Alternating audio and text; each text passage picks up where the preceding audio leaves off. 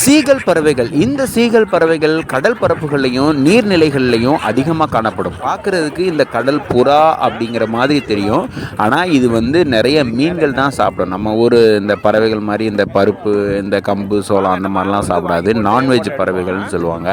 இதோடைய அழகு கொஞ்சம் அப்படி கொக்கி மாதிரி இருக்கும். நீர்நிலைகளில் அதிகம் பார்க்கலாம். இந்த வீடியோ எடுக்கப்பட்ட இடம் குஜராத் நிஷ்கலன் மங்கல் கோயில் பக்கத்தில் எடுத்தது.